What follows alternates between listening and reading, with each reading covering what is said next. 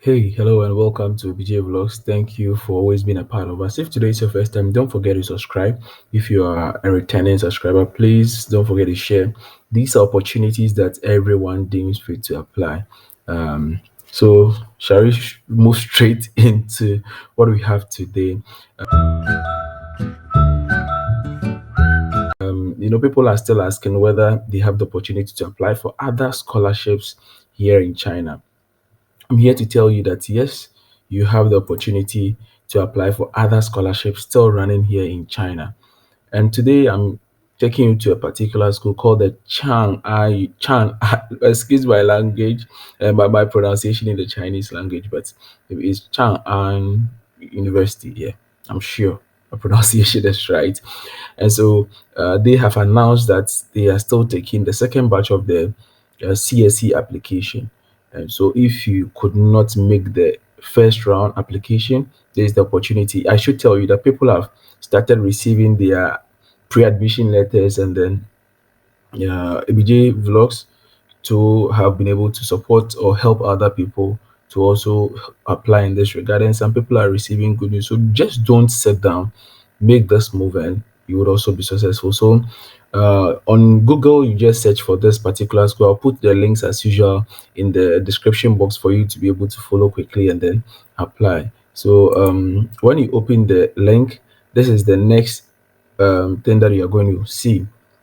Okay, after you've opened the school, this if you want to read more about them, fine. But we just go straight into the scholarships. Okay, the scholarships. And then when it comes to the scholarship, we are looking at the first one, that is the notice on application for Chinese government scholarship. That is the university program, second batch. That is what we are applying for.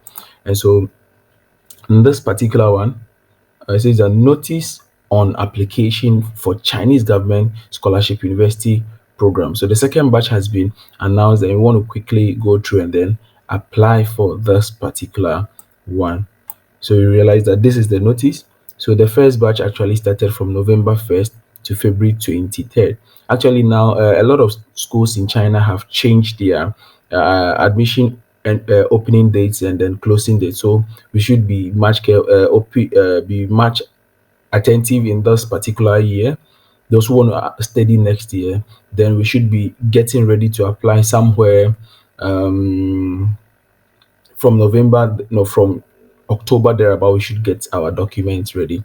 So the second batch would be from the deadline is 30th April. 30th April, very fast approaching, and it says that there is no limitation of major programs for the first batch. There are more quotas for the first batch. If you are not selected for the first batch, your application will automatically enter the second batch. That we strongly recommend all applicants, students to apply for the first batch as early as possible. So you see, what it means that when you apply for the first batch, those who are fortunate to apply for the first batch, automatically, if they don't get selected in the first batch, automatically they get selected in the second batch. No, not selected, but they get considered in the second batch.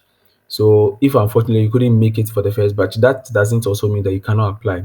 Just do your best and then do the application, and I know you stand the chance of winning a scholarship. So these are the eligibility requirements. You go through them. You should be a Chinese, not a Chinese citizen. You should have educational background of this. And this is the challenge. If you are a bachelor student, you should be not more than 25, master's not more than 35, and PhD not more than 40. And these are the requirements if you want to study in Chinese. I always say that there are Chinese programs and there are English programs. So just check which one that you want to study in, and then you'll be able to apply comfortably. So if you want a Chinese program, then you should have an HSK score that is kind of like the requirements for the English. So like this is the Chinese exam that you have to write and score above all these. And then for masters to masters and PhD, this is also the requirement. You should, that is for English taught.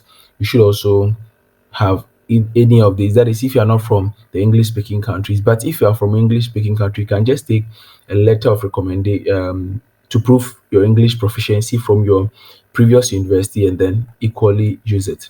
And these are the allowances that is given. So comprehensive medical care, doctoral students, 3,500, and usually have one in a room accommodation. Master student 3,000 yuan, bachelors 2,500 yuan, and the tuition accommodation are all catered for. And so these are the major programs. You see, I've highlighted this one. A lot of people would apply for English taught program. So you just copy this link into the other browser, and then you'll be able to go through the kind of see the kind of courses that is being offered under the English program. Please take note of this very well so you know the right one to apply. Now let's come back to the application procedure. So after you've been able to check out for the program that you want to apply, it says that the applicant check out the relevant majors of your university. That's the one, the main one that I've just talked about. And also, you have to apply. This is the link. So you open this link, you create a portal, like yeah, you create an account in the portal. And when you create the account, they'll quickly send you an email. Just go to your email and confirm. I think it is advisable not to use Gmail because in China, Gmail doesn't really work unless VPN. So if you really want to apply, then try to create a Hotmail account. That is the advice I always give to people. Create a Hotmail account and you'll be able to use it. Then as soon as you create the Hotmail account and you are able to access it, when you log into the portal, they'll ask you which type of program you want to apply. It is stated here type B. Don't select type A because you have type A, type B, type C. Select type B because you're applying to the university directly. And then you also select this particular one. Thus, you copy this 10710 10710. This is the agency code. So as soon as you put the agency code, the university's name is supposed to do what? Appear. Okay. And then let's see this one. What's here again? What's here again? So it says that after applying on this platform, they will have two sections. They will ask you of your personal information. You fill your personal information, you save. Then you come to another section where they will ask you to tell them about your educational background, so your previous education, and or you put them in there. And then the next one will be upload your documents. Very easy to do. After you have done that, be mindful. You also come to this particular link. Yes, this is for the university. You open this link and you go and apply also there. Okay, you go and apply from this link. So it says that after you apply on this link, you are going to pay 600 yuan, 600 yuan for your application fee. And so application fee at the online pay. So after you have passed the material review, so when you put your documents, the school will check and tell you that yes, you qualify to apply for this particular scholarship or you meet the requirement. Then they'll ask you to pay 600 yuan, and then you put back the receipt on the portal, and now they can access your documents. The academic review committee and the scholarship review committee can now access your documents and see whether you qualify for scholarship. Okay, so you need your original copy or the translated copies of your certificate, and then also you need a notarized copy of all relevant documents. You need a research study plan. Okay, a research study plan. So if it is in English taught, you write in English. If it is for masters, you for Chinese, you write in Chinese. I would say that these ones have been highlighted and they are rated extremely important, extremely important. So you don't want to lose this. So this is the academic recommendation, and it has clearly been stated here that it should be from a professor or an associate professor. This is one thing people don't understand. They will just take from maybe a mister or doctor. No, it will make your application invalid.